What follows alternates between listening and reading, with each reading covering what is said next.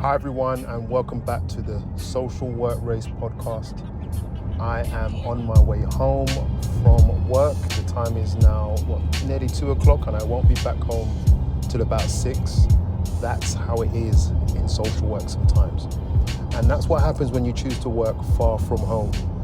The journey I don't mind so much. The sitting down for long is the only issue, but then I've realised that it does compromise my the amount of time I can dedicate to my work, and so there is pressure put on my job as a whole.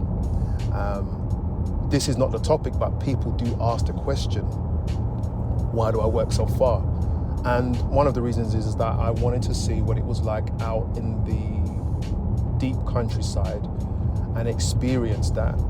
I also wanted that experience so that I could grow and learn from it. But also, this was a position, an advanced position that I was looking forward to as well. I say was, like I didn't. I've loved where I'm working, and I've a really good team. But this is not the topic. The topic today is actually, and you know what? All credit. I'm going to do a podcast with one of my colleagues, Natalie. She'll be on in a few weeks' time on an Instagram live. We normally do those on now Wednesday at 8 p.m. Natalie and I always have these deeply reflective conversations every time. And one of the conversations that we had was when, and this is today's topic, it's when other professionals don't agree with you. This is an interesting one. Let me open up with a story of mine where we spoke about where my experience was when a school had sent a referral through because they felt that the mother was neglecting her children. Now, let me just give you the basic setup of the story. Mum, single mum, but she and dad co-parent really well and are in some respects best friends. So that was a real gem of a situation. However, they have 2 children and both children have learning needs. And what happened was the home link worker worked in the school and made a referral of concern and visited the home with one of the other staff. And when they visited the home, I can't remember, and this is a while ago now, I can't remember why they visited it in the first place, but put it this way, one of the children, who is about 5-6 years old, is still in nappies, and there's a reason for that, because she has a health condition. The school knew this, and I was curious as to why, if they know this, why have they made a referral with concerns of neglect? The child doesn't know when she's defecating herself,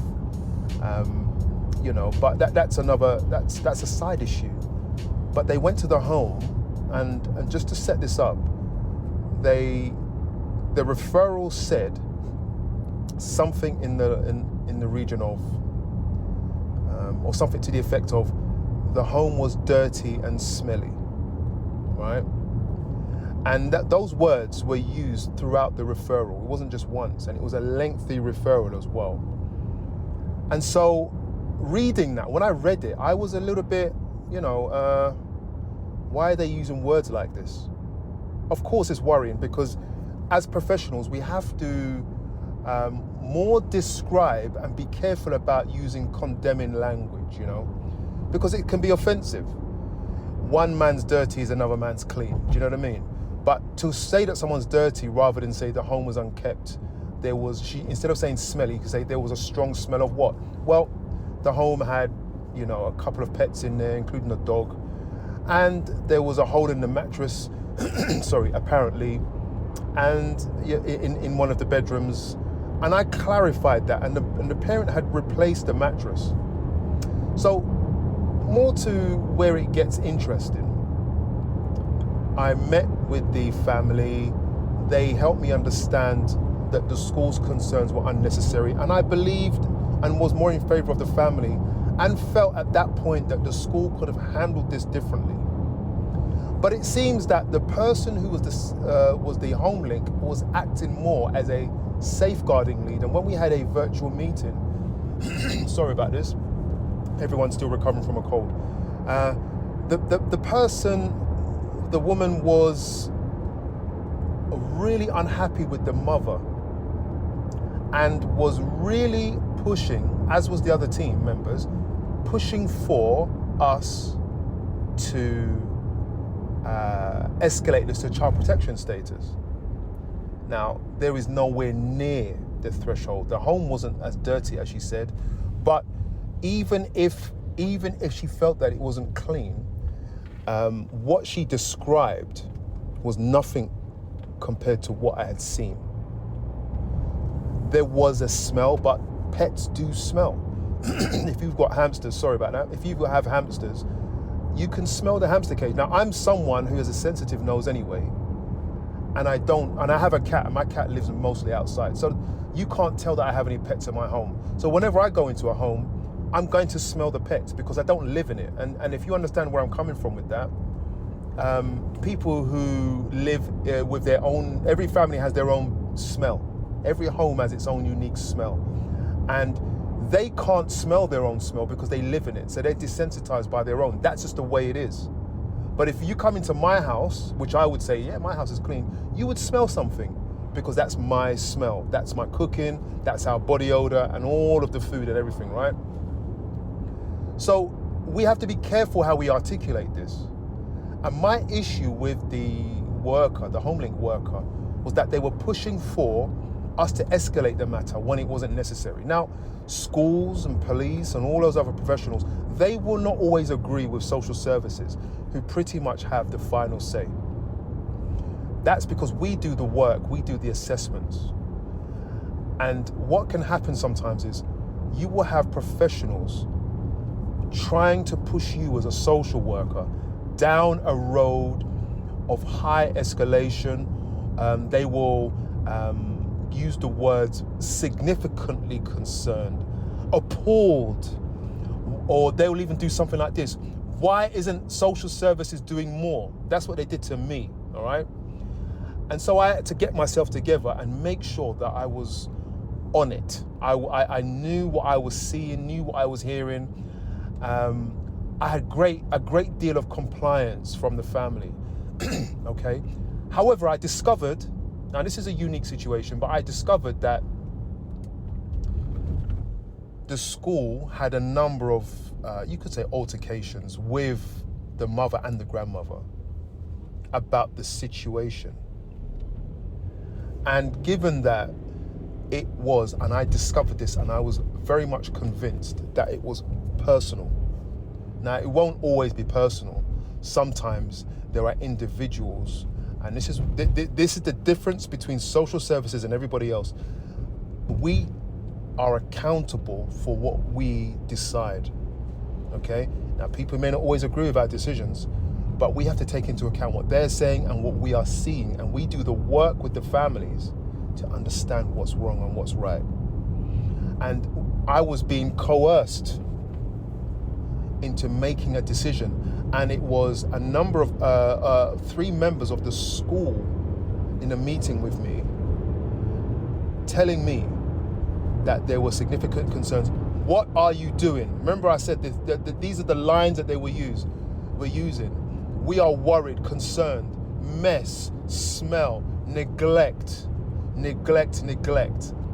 Well, the question is, who is telling the truth? Now you have to understand, social services have thresholds. That's a big word. You need to use that word a lot. And you need to understand your thresholds. Your local authority will have a threshold document. All right. Now, at the time, I was in an assessment team. So we are the ones, just like MASH, we have to meet a threshold. After the multi-agency safety hub will move a case onto us, we do a child and family assessment. And at the end, we have to determine the threshold. Should we be further involved or not? Or do we escalate this to maybe a team around family meeting, targeted youth support, child in need status, child protection? Do we escalate it any further than that? we have to justify that. And what we would usually do is include in the assessment our justification based on the following threshold in our threshold document, all right? In our analysis. Schools don't have that. GPs don't have that. Other family members don't have that. No other professional, health services, they don't have that. We have that. And what I'm talking about outside of the child protection arena, well, they wanted me to take it down to the child protection arena, and I'm saying no. So what the mum did, and this is very sad now, she said, look, this harassment has made me not like the school. Therefore, I'm going to homeschool. So they wanted me to enforce that mum bring her child to school because they were worried about neglect. And I could see that what they were doing was deeply unprofessional, all right? So what happened was, I was then, after the meeting, so during the meeting, I let them know, we do not have threshold for that, and that's mum's right. And as social workers, our job is to stand up, is that PCF4? We have to stand up for people's rights, okay? Unless we think a child is at risk from those decisions, we have to stand up for people's rights. And I had to tell them in that meeting, and I brought along a colleague from the inclusion team, which is the educational inclusion team, to explain, this is mum's right.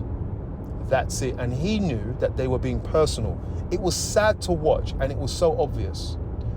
So after the meeting, I spoke to the safeguarding lead in the school, and I said to him, I just want to make a complaint. He said, I agree with you. I said, what did you see? And he said, Curtis, I was a bit worried about what I saw. I have just started in this role. It's new to me. And I said to him, we need something done about it. I'm making an official complaint. Can you let them know? He said, yes. Now, no one got back to me. Who knows what he did? I left the job not long after that. I think what I'm saying to you is this. No, what I am saying to you is this. Be very aware of when you are being coerced by others. Know what you are seeing as a professional, all right? And be prepared to stand your ground and understand your thresholds. I am currently holding a case where there are 3 people from 2 different schools who are pressuring me to escalate a situation and remove children. This is nothing new for me. They are worried about what they are seeing. Now, bearing in mind, they see the children far more than I do. But there is nowhere near the threshold to remove children. And understand this, I'm just curious and of the belief, in my curiosity, that other professionals do not always understand the impact of just removing a child. Whereas what social services will usually do is try to work with the family first to correct the concern, to bring about improved safety. We don't just remove children unless there is significant harm or a risk of significant harm. And even then, when there is a risk of significant harm, we will try to work with the family first to reduce that. So everybody's case is individual.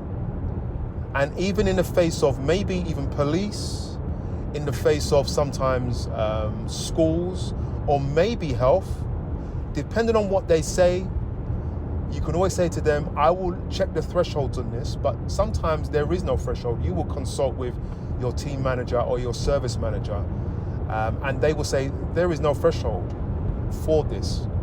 And that's it. That is it. Unless there is any more evidence to indicate a significant harm, that's it.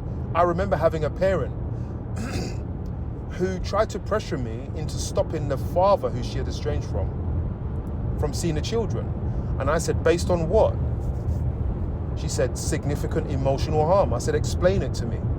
Or sometimes dad swears and shouts.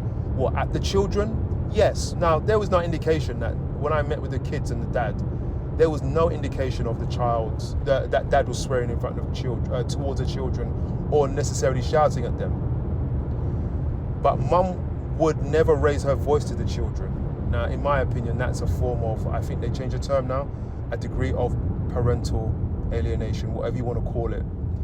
But mum had the opinion that that was significant emotional harm, and she wanted me to block the father from seeing the children. That's worrying. I saw the impact on the children because of the contrasting behavior.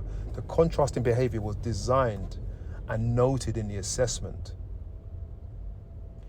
that I felt that mum was doing that to get an upper hand in the relationship. What is also good is when your manager will challenge you and then they trust you.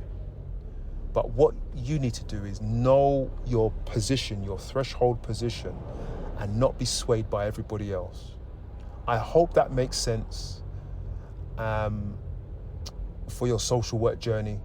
It's always great. Send me a DM on Instagram or TikTok if you have any comments to make. Take care.